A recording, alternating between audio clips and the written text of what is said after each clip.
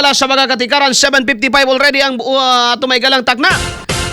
Ang nasod kuno karon mga higala, although naata sa sitwasyon niini mga higala ang kalisod karon. And yet, matod pa mga higala ni Auntie Claire, under control po tayo. XFM Katropa. Aron di mo mabalaka diha mga higala. Sige dong, palihog ko, paminaw na to si Auntie Claire nga makahupay sa inyong mga balatian. Because under control pa ko ng sitwasyon karon. Daw be, hangyo ako no ante, nga mumubos-ubos ang presyo ning bisag sa krudo na lang. Kay 103 matay, di na makaya ni. Mamatay tagway sa madaning kalakihan.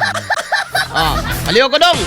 Ngayon po ay wala pa po tayo sa ganung sitwasyon. Cute, oy. Dahil ang pamahalaan po sa pamamagitan ng Department of Energy sa pamumuno po ni Secretary Sharon Garin ay nakakausap pa po ang mga oil companies, ang namumuno sa mga oil companies at wala po tayong sa ganung sitwasyon. At ngayon po ay binabalangkas at gagawin pong batas ang pagbibigay ng kapangyarihan sa Pangulo para mabawasan ang karagdagang buwis sa mga produktong crudo or fuel. Ang pakiusap lamang po natin sa ngayon, dahil nasa sitwasyon tayong ganito, let us refrain from doing activities like fear-mongering.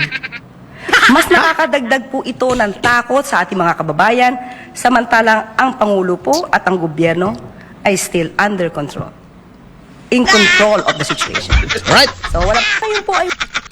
Tayo po ay in control pa daw sa situation dahil na makaistorya pa kuno sa Department of Energy ang mga oil company.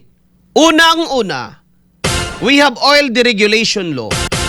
Og never nahitabo na since that, mga higala, nga doon na patay control sa presyo, Auntie Claire, for your information. Diba?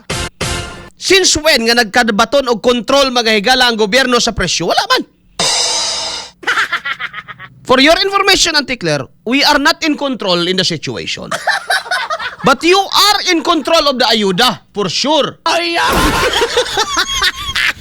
I think we need to clarify that. Pag moingon ka mga higala nga pagsaka sa presyo, walay mabuhat diha ang DOA. No? Walay mahimo diha mga higala ang Department of Energy nga naman wala na energy na. Diba? Mismo mga higala ang secretary sa Department of Energy niingon, wala kaming magawa dyan. Wala kaming power dyan. Wala kaming power dyan. So, ano ingon may gala ni Auntie Claire nga in control? We are not in control with the situation. Unang-una, dili ta kapadalag barko. Pangayuan man ta sa Amerika. Di sa kuno ta kapadalag barko, wa tay capacity. Say fire under control. Murag traffic under control. Sa ayuda mga higala, control na ninyo. Do murag pilit-pilit signal na to daw. Tama gito kang Romualdez, paimbestigahan gyud ning internet gyud. Tama gito kang Martin Romualdez nga dapat paimbestigahan gyud. Alas 7:59 na mga higala ang taknas buntag. Una sa tanan bay, wala na dili na kontrol sa gobyerno ang presyo. Sa una pa, since nag-oil deregulation ta, wala na say mga higala ang ato ang gobyerno sa presyo. No? Ang determinant sa presyo mga higala is the world market and whatever the factors nga makapatandog sa law of supply and demand mga higala o makatandog sa supply chain sa petrolyo mga igsoon, wala na sa atong mga kamot. Siguro ang pasabot ni Auntie Claire may gala, we are in control kay makamiting pa na to. Makamiting man gyud nato na it.